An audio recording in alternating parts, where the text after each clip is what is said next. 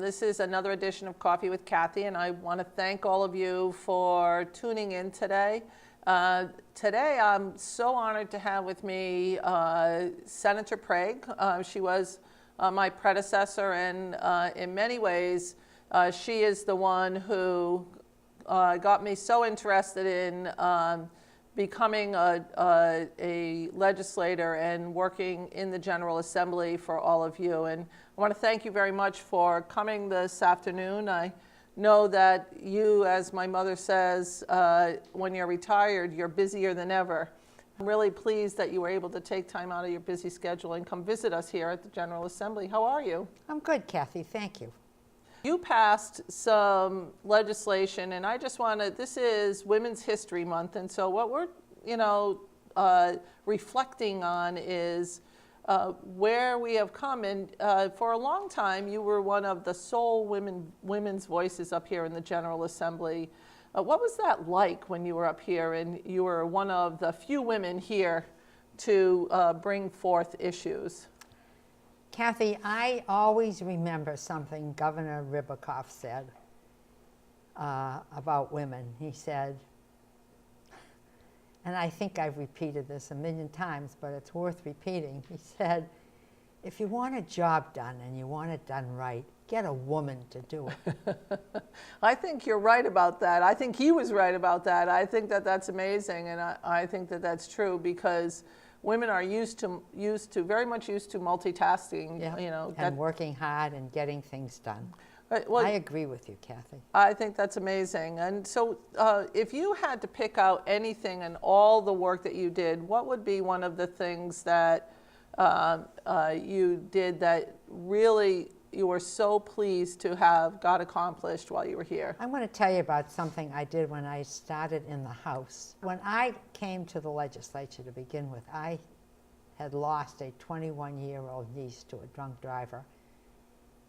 And I came into this legislature determined to do something about drunk drivers. And I fought bitterly when I was in the House to get those drunk driving laws tightened up. And the person I had to fight was probably the strongest person in the legislature, and that was Representative Tulisano. But I kept fighting, and I was successful in getting some tough drunk driving bills passed. I didn't do it by myself. There was a group in Connecticut called RID, Remove Intoxicated Drivers, that was headed up by the Richies from New Haven. Nancy Ritchie had lost a brother to a drunk driver. And she was a tremendous help to me in getting those drunk driving laws tightened. We got a license suspension. We got, I think it was after the second or third arrest, you lost your license. I wanted the license taken away the first time when the driver was stopped, and Tulisano fought me bitterly on that. But by the same token, we toughened up the drunk driving laws, and they're still in effect to this day. Unfortunately, Cathy, we still have people who are irresponsible, who still drive when they're under the influence. I know that whenever people talk about the drunk driving laws, that your name is mentioned. That's something that, I think that that's a great thing that you did, and I can tell you, I think it's had an enormous impact on drinking and driving across the nation, not just here in Connecticut, but people talk about it across the nation. And still not enough, Cathy. I understand, but I think that that's something that you could take great pride in, that people equate the laws revolving around drunk driving with you. And that's important. And I would say that looking at that from a personal perspective, that's, I think it's so funny that you talked about Representative Tulisano, because before I met you, I'd worked on Megan's Law, and the person I had to fight as a regular citizen to get the Megan's Law laws passed was Representative Tulisano. And everybody always said he was the hardest person to get something through on, and I think I really admire you for taking him on, because he was a pretty tough nut to crack. I'm proud to say that I served in the Senate with 8 other women. I think now there's 9 or 10. I think we're up there. I'm not certain of the numbers off the top of my head. We did have a change. We used to have one woman senator who was replaced with a male senator. And I think that that you lose a lot of the talent that's there as a result of having a woman legislator. We just look at things a little bit differently. I remember Eileen Daly, who died Yes. a couple of years ago. She chaired the Finance Committee and did a wonderful job. And I heard that she was one of those legislators that would answer a question with a one-word answer and sit right back down. I heard that she was renowned for that. Yep, that's true. I know you've had other pieces of legislation that you really have been so pleased to have passed. If you had another one to pick, which one would that be? Well, you know, for years I chaired the Labor Committee. And we did a lot with the minimum wage. We also passed the bill for paid sick time. The workers had to pay into a pool. But we did pass a bill for paid sick time. I remember Senator Gomes was so mad at somebody who came to testify. Somebody from the restaurant business strongly opposed paid sick time for women especially. He gave it to them, but good. Let's see what else came out. You of did our some Labor work with the Committee. Department of Corrections women too. You were a leading force in Helping them get organized. and help them get organized, and also in the sexual harassment that was happening in the Department of Corrections back in the day. I remember you coming in as a corrections officer. Yes, I worked with Jean Tewksbury. Yeah. And we came up and we worked really hard at that. And you were one of those people that we could come to and talk about what was going on in the Department of Correction. And many of the women were being sexually harassed. And through the work that you started, you had some informational hearings up here, and we had women come up and talk about the issues. You actually had the Permanent Commission on the Status of Women and CHRO do an investigation. That was a You know, being a legislator brings with it a lot of power, and you can really do a lot of good with that power. That's true. Make a lot of changes that are needed. You can help out people, and Yeah. I can't go any place in the district without somebody one, they always ask me how you're doing. And then they say, well, what's she doing now? I said, well, she hasn't stopped working, I could tell you that. So what is, I know you're doing some work down at Wyndham Hospital. What's going on down there? Well, you know, Wyndham Hospital is the local hospital for all the area small towns. It's not only for the people in Willimantic, but Wyndham Hospital services people in Lebanon and Columbia and Andover and Coventry.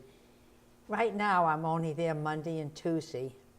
I spoke to the woman who's in charge of volunteers and told her I had a couple more days I could give her. She should just let me know when. But I'm there Monday mornings and Tuesday afternoons. In Willimantic, where Wyndham Hospital is located, we have a community health center. Generations. Yeah, I started that health center many years ago when I was a medical social worker for the Public Health Nursing Agency. My boss, Laura Googety, she was an old Army nurse, and she was wonderful. We used to have a well child clinic once a month, and she would always say, what this community needs is a community health center. And when I came up here as a freshman legislator, I remember Jim Harris, who was the commissioner of the Department of Human Resources, came to testify at a hearing and said he had some money for new programs. And I ran down after the hearing and grabbed him and said, I got a program. In Willimantic, we need a community health center.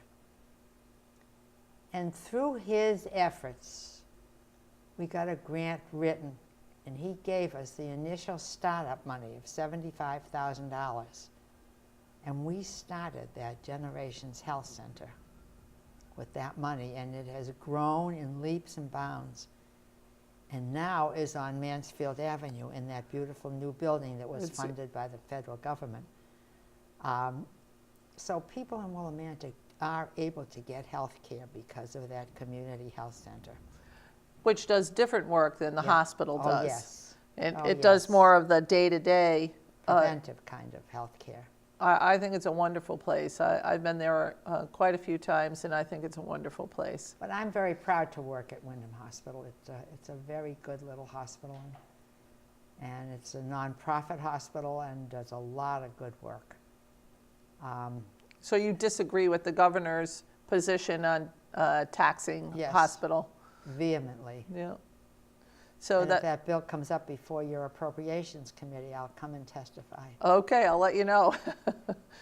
I know that I'll be seeing a lot of your friends in collective bargaining tomorrow. We have, on the 24th, we have a number of bills. I was telling you before we went on the air, so almost 100 bills to eliminate or pieces of collective bargaining or eliminate collective bargaining in its entirety. So I expect it's going to be a very long hearing, so. I'll be watching you. Okay, good.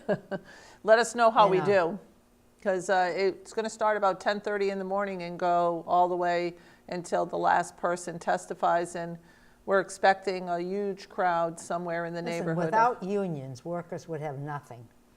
I think you should say that all the time. A lot of people tell me they're afraid of unions, but unions provide a leveling of the field for workers. And, that's right. And without having that leveling of the field, I think that that's a detriment to workers. Workers would not have benefits.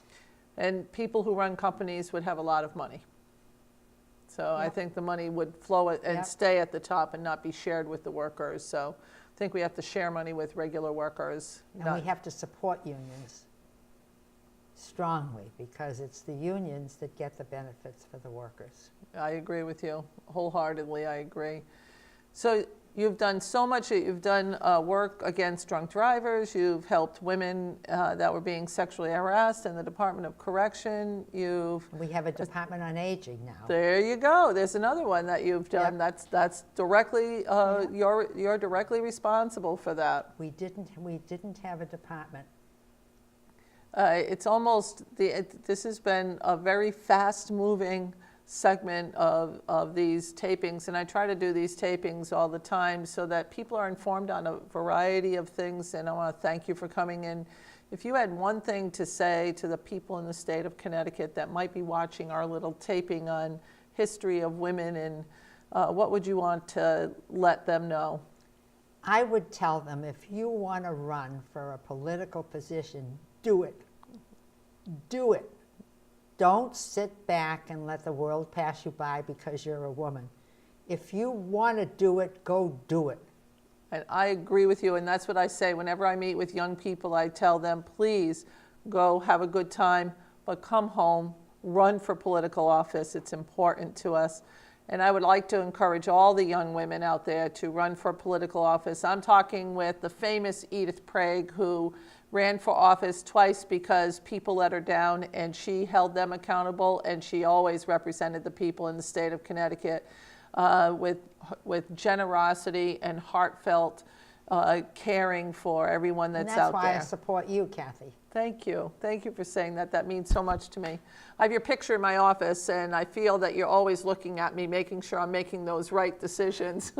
Listen, I remember many, many years ago when your grandchildren were little and you were responsible for them. You used to bring them with you when you came to the office. All the time. Yes. What was the little guy's name?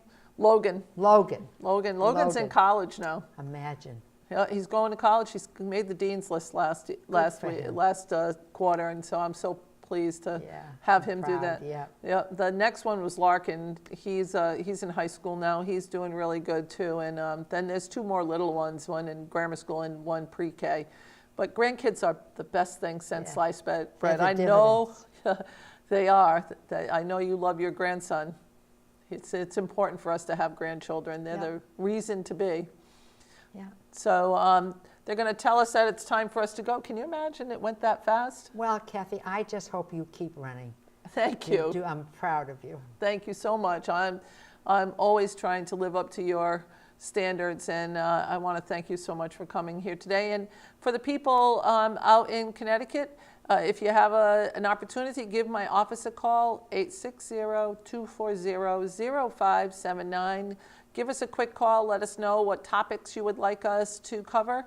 And it's very good to see you all again, and come back. Thanks. What we're doing today is talking with Mrs. Owens, Mr. Perry, and Ms. Hayes on a variety of issues, but we're going to concentrate on the courtyard in front of the Norwich City Hall and what the value of that is. And so, Mrs. Owens, you've done 30 years of work on the issues of social justice and freedom in the whole Norwich region.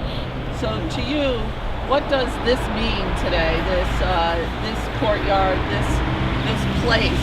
What does this mean to you? Well, it means that the people in Norwich are really knowing what Black history is. And for David Ruggles, I mean, he worked on this for so long, and of course Sheila did most of the work. Of course, for Perry, he did his. I did very little. And so to me, it's just something that I'm really proud of, and something that means a lot. And it's something, I mean, people come into Norwich, they come downtown, you see a lot of people reading the Emancipation and wanting to know about David Ruggles, which for years he was kind of silent, no one knew him. And I think it was Sheila was one of the people, and so was Perry that brought this up. Most people will know who Frederick Douglass is, and he's famed, and rightly so, in history. Very few people know, even here in Norwich and in Connecticut, know or knew the name David Ruggles. And actually, and you can correct me if I get this bit of history wrong, David Ruggles was actually a teacher and a guide and a mentor of Frederick Douglass.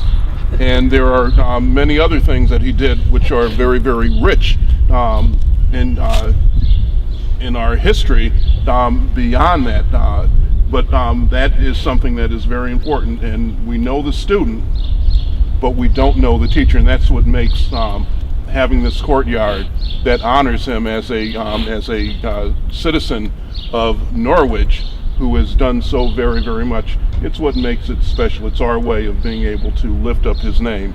I think that that's so interesting, because a lot of times people don't realize what impact they have, teachers in particular, have on their students and what they can lead them to be. Freedom and the effort to garner that is a collective effort. It involves everyone. And as we look back with the Emancipation Proclamation, it's one of the things that this whole process highlighted was the involvement of all portions of our nation to get this to be a reality.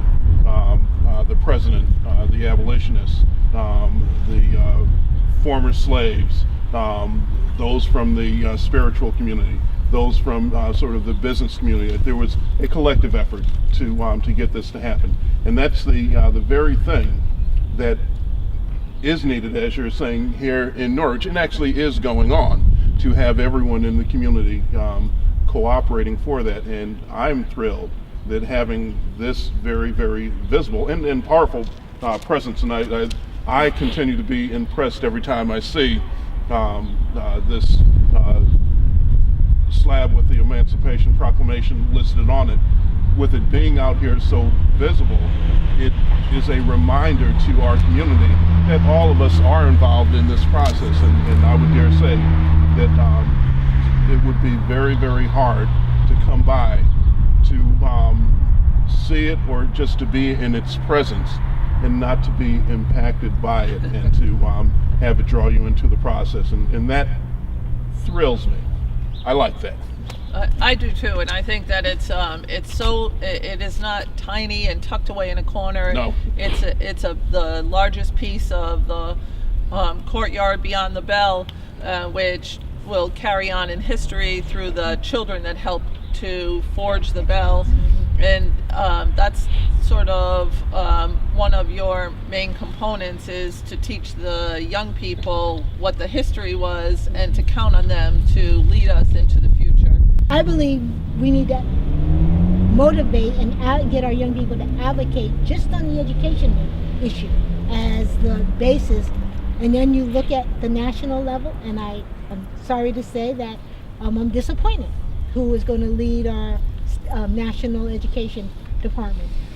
We needed somebody that had a very strong background and a very strong commitment to public education. Right. So if there's ever a time that I would say that people and young people of all walks of life, we have first wave immigrants who are now graduating and they're becoming involved in our society here in Norwich. We have generations of people who have been involved. They need to get involved in some aspect of what's going on, and that's going to impact their lives, their children's lives in this city and in the state, because that is so important. I will then tie that into the Underground Railroad, or the Freedom Trail, actually. Underground Railroad to Freedom Trail at the state of Connecticut. This was the first site, another piece of history. This was the first site that that it was explained to us that was actually built to be put on the Freedom Trail, be put on the Freedom Trail. And that's very important. Norwich actually has, I believe this is the 4th site now on the Freedom Trail in the city.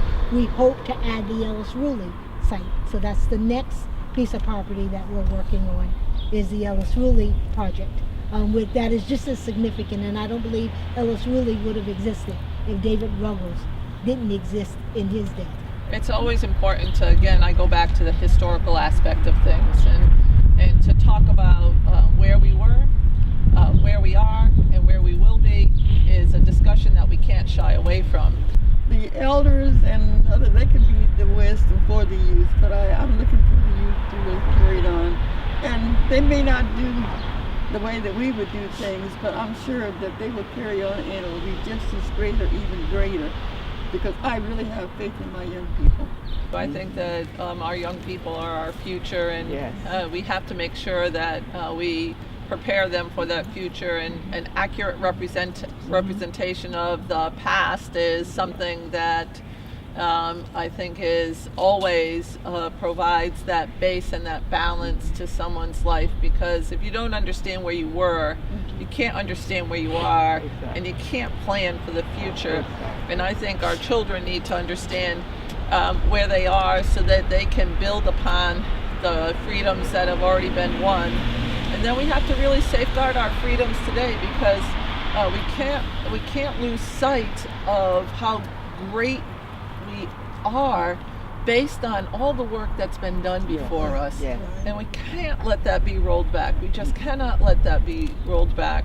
It's too important. It's just ultimately it would be our downfall if we didn't remember our past and we didn't move forward on things. So if I can add in on that, it's something that I saw yesterday that targets on the issue of our youth, in addition to learning from the elders, and that really needs to happen. We have to be very purposeful in passing on the history, but also just by the nature of the piece, they're pretty smart, they're pretty sharp in doing some good things. And Saturday, as I was working on something and looking to pass the information around, I wanted to use email to send that out. And my children said, "Dad, you're so passe," because using social media is the way to get things around. They say no one does email anymore. And I sort of chuckled at that, but think of it in terms of that sort of we need to also appreciate that our youth are doing or are being very innovative with some things, and that in addition to teaching them, we can learn from them. I just want to thank everybody for coming down this morning. I think it's important to recognize that David Ruggles Courtyard recognize how important teachers are, and all of you involved in this area and putting Norwich's history to the forefront and honoring people that should be honored and should be remembered, and sometimes they fall through the cracks of history books. And that's why this was important, to actually have the full text was very important to us, as well as the bell. I mean, when people really look at the history of how we put this together, why it was put together the way it was, the history tells the story. Nobody has to go and, figure out whether it's factual or not. The history is told right here in this courtyard, and that's very important to us. Very good facts, and thank goodness for President Lincoln, and let's hope that all presidents remember that they are a president for all, and work to bring us all together, not divide us. We're much stronger together than we are divided. If I can add in as the last thing, that what I thrill about also is with this courtyard being here, it has been and will continue to be sort of a centerpiece for some of the events that call us together as a community. Yes. And first, it's wonderful that as that happens, those from our community who come down and participate will be able to see this and be touched by it. And in that vein, I'll express my appreciation. I think it really will speak to all of our hearts that you have been, Senator Osten, present at most, if not all, of those events that we have here, and really lending your support to this process to help us continue to move forward in that fight for justice. So thank you. Well, thank you very much. I appreciate that. And it's a nice, warm February day. I want to thank you all for coming today, and I appreciate it. And let's honor our President Lincoln and all he did to unite us in one fell swoop.